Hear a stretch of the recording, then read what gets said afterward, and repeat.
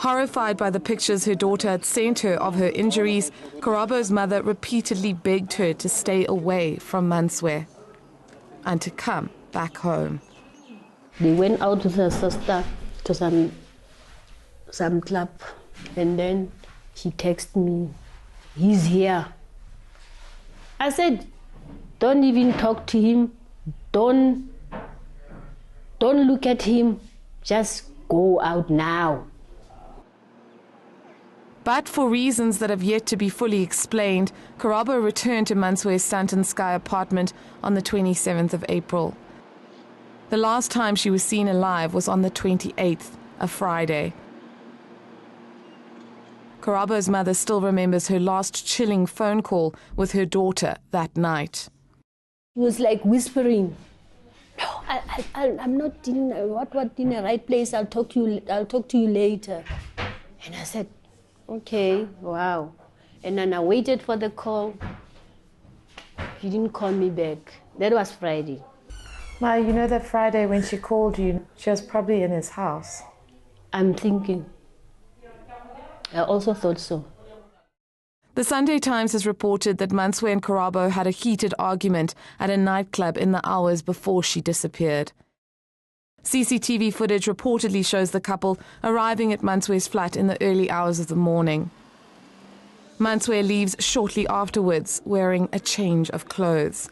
He comes back and then leaves again. When he returns again, he brings a waste bin with him.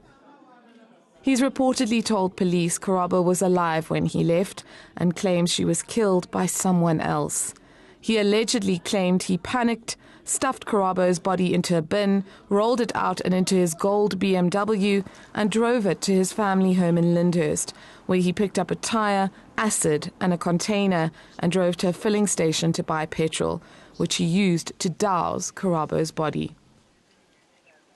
When Karabo went missing, I knew from the onset that something is wrong. After 3 days of being unable to reach Karabo, Karabo Mokoena tried to report her missing, but only managed to register the case 2 days later.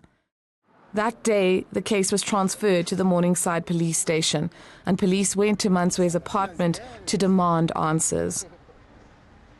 Karabo's sister Bontle had miraculously managed to recover her sister's identity document and passport from security staff there, after cleaners recovered them from the rubbish. The sergeant or the captain or whatever, the police called Sandile to tell him that we're waiting for him, he must please come. It's very urgent. And then he answered by saying he's busy. The only time that he'll see us is 9 o'clock. And then we didn't argue, we waited for him. We said, okay, even if you can come 2 o'clock, we're gonna wait for you here. We're not going anywhere. And we sat and waiting for Sandile until 9:30. At night? At night.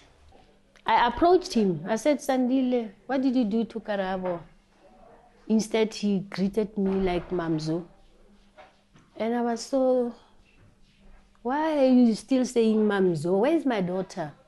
Did you kill Karabo?" I asked him, "Did you kill Karabo?" He said, "No, I didn't kill Karabo." Manswe was handcuffed and taken to the Morningside police station, where he was interrogated. This policeman said she wants to see me alone in the other room. And then once we were there, she told me that Karabo is no more, because Sandile confessed. Sandile even showed them where the location where he threw Karabo. And then I cried.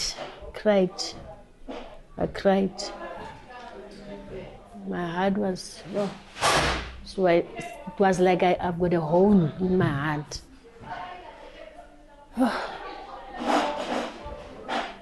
She later went to the rubbish heap where her child's body had been dumped and burnt. They said to us, they want to take us where the body was, to show us, so that when we want to go and know. take Karabo spirit. Yeah. We must know where our daughter was laid. So it's then when we all drove with the police behind them to the scene where Karabo was laid. Yeah. That was it. Despite the horror of what had happened to her daughter's body, Lolo was determined to identify her remains. I said I want to see her. I don't care if she's ash to ash. I want to see her as my daughter. So they couldn't, no, we didn't see her in the red drawer. It was something like a screen, but you know, her toes were like showing. So I could see, I know Karabo's fingers, her toes. It was like red cutex there. Manswe's arrest has done little to subdue the Mokoena family's loss and pain. His family say they still cannot believe what he's now accused of. It's a shock to all of us. We didn't understand. Many of us immediately said, no, it's not him. Manswe's family spokesman has also claimed Manswe was forced into giving a statement to police. He won't respond to reports that certain of Manswe's family members were recorded carrying black bags with linen and towels in them out of his flat after Karabo was killed. As far as it goes, I mean, it's a legal issue. To admit or to not admit it's in the law right now. So it's something that I think should be left there with the law because of the kind of stress that the family is under at the moment. I did mention before to somebody else that, you know, statements at some point were taken under duress, and this is something against our constitution, and it shouldn't have happened. Manswe's family wrote a letter to the Mokoenas expressing their condolences. Karabo's mother says she has forgiven Sandile, but she has nothing to say to him.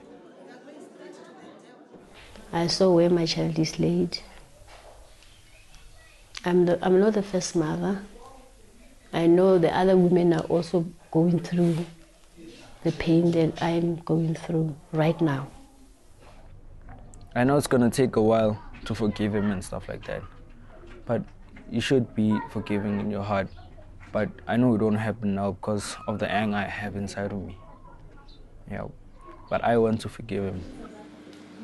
Mkize says she's still struggling to come to terms with Karabo's death and her feelings of guilt at having failed to protect her. We don't have to take things like this light. We need to act as soon as possible. Because I left it, and the child was crying all along. Now today, I'm doing this to say, I might have not done anything.